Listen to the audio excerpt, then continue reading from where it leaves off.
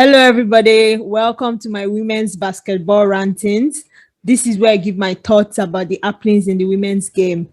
If you like this type of content, please like, subscribe, and comment in the comment section below. If you're still listening, welcome. If you're not, welcome. Let's get started.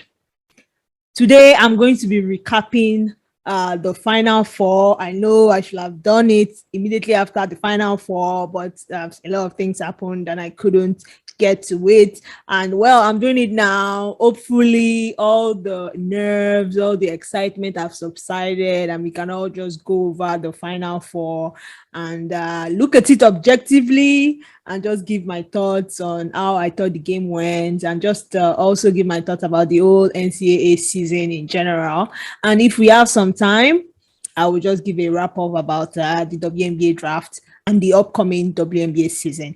Let's get started. All right, the Final Four was fantastic. I really enjoyed every moment of it. I think it was well done. The advertisements were good. I like the player introduction. I think that's one of my favorite parts of the Final Four. The player introduction was just so good. Everything was just really good. The games were funny. Like, the games were good, but they weren't great. I think the rounds of 32, rounds of 64, and even the Elite 8 and the Sweet 16 were more interesting game-wise than the Final Four, in my opinion. And I think the only game that I really, really enjoyed was UConn Stanford, because it was a bit close, and we were like, oh, what was Stanford going to do? I didn't really, even that game, I wasn't really, really impressed with Stanford. I don't think they gave it their best shot. But let's start with the first game of the day. South Carolina and Louisville. South Carolina came out, of course, they were the champions, eventual champions, and they were definitely played like it. Louisville started very, very slow. And I don't think they really like kept up. I think they led for a bit. They tied it, but then of course South Carolina was just too powerful. I feel the South Carolina was very dominant in this Final Four. I feel they were clicking on all cylinders. They knew what they had. They knew what they could do, and they went out and did it. So this is exactly what we expect from a championship team, because there are some championship teams that when you get to the finals, instead of you to play like it, you end up playing like underestimating your opponent or things like that. South Carolina knew what they had, and they really, really they slammed the brakes on and just like eliminated all doubts. So they did that for Louisville, and they also did that for the UConn game. So I give it to South Carolina. Congratulations to South Carolina. Extremely well deserved. They definitely look like the champions. They played like it, they behaved like it, and they definitely 100% deserved to be champions this season, because they were the best team throughout. Do I feel a UConn could have beat them? Yes, but UConn was not the best team going into this championship. Maybe if they had gotten a little bit more cohesion, maybe Doka US didn't go down. So many things like made UConn not UConn. You get the UConn that we are used to. And South Carolina was just the best team, honestly. Hands down, they were the best team. Do I feel if UConn really came out stronger, I feel they probably would have made it a game. I still feel South Carolina would have won, but I feel they would have made it a game. South Carolina's defense did not allow them to get going on all levels. Paige tried. Chrissy Williams was shut down completely. I don't know why she always disappears in this thing, but I guess it's the defense. Evan Westbrook and Paige Beckers were the only ones balling that I saw. At least they tried. Caroline Duchamp did not play like throughout the tournament, and they dumped her in the championship game. I was like, what was Gino thinking? She tried, but you could tell that she wasn't experienced. South Carolina was just too much for her. Azzi Ford was a no-show. It was just a very weird game. If Azzi Ford was good, if Caroline Duchamp was like, she had gotten her experience, it was just a weird game. See, this game was destined to be lost. I'm sorry, from the beginning, I think there was like a 4th to 32 lead at some point. It was crazy. Yeah, 22-8. Come on. 22-8. That's just crazy. The Huskies fought back in the second quarter.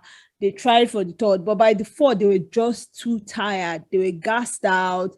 That 22-8 lead was just too big to overcome at the beginning. I always say if UConn had started strong, I feel they would have gotten this, at least made it close. And of course, once it's a close game, anybody can win, in my opinion.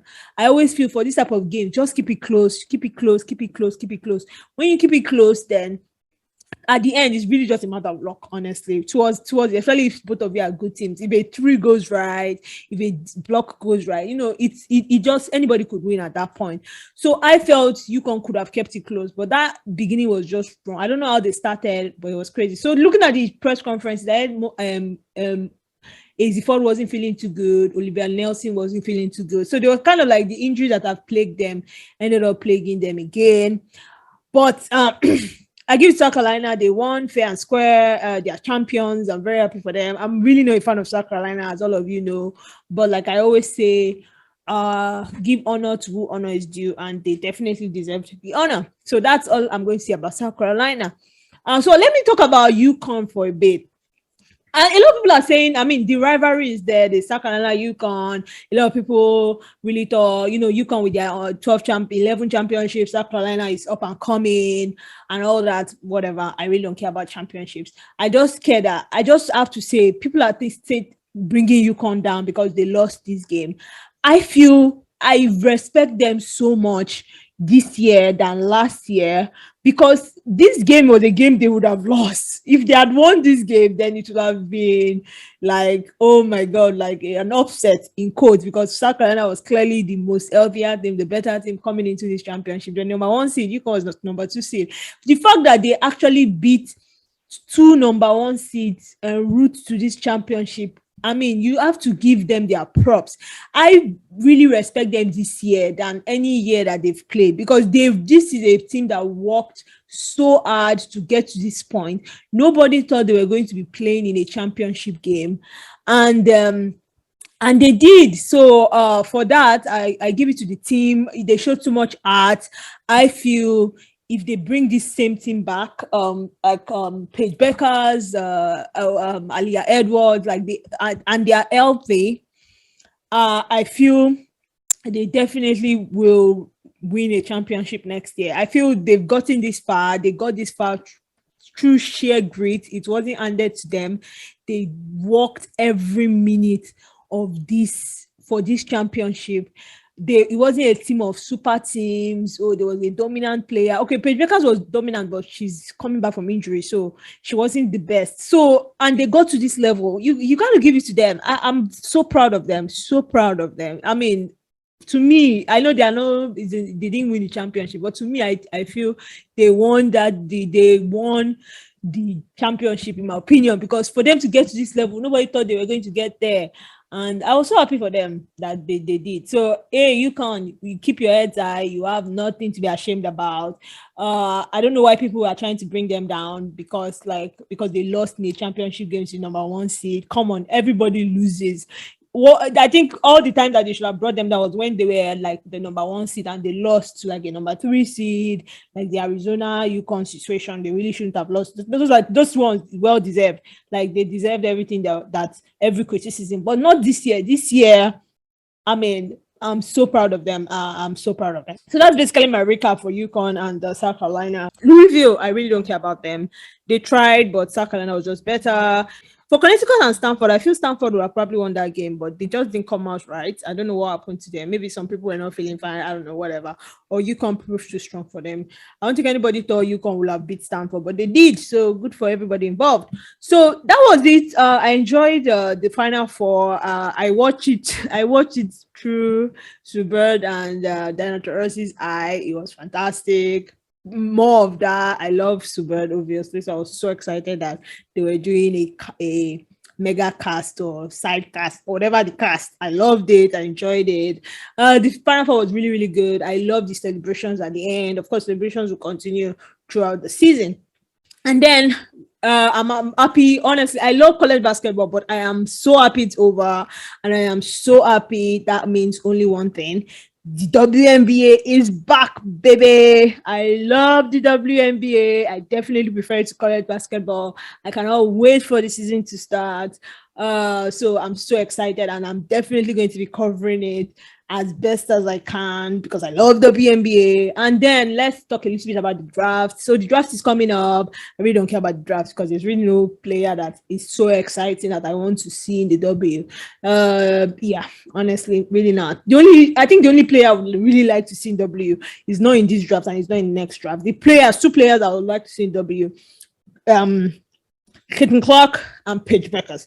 I'd like to see how they like transcend to the WNBA. And I also like Rory Hammond. I think Rory Hammond will be fantastic. I would like to see how she really, really works in W because I think she's a fantastic point guard. I would like to see how she translates into the W. So apart from that, there's really nobody I care about in this draft. Honestly, nobody. So whatever happens, I don't care who goes number 1. I don't care who goes number 2. I just hope everybody is happy, everybody gets the best of the opportunities, and I can't wait to see Suber this WNBA season. That's the only reason why I watch. Basically, I don't know what I'll do when she retires, but hey, let's see how it goes. Thanks for listening. Have a good day.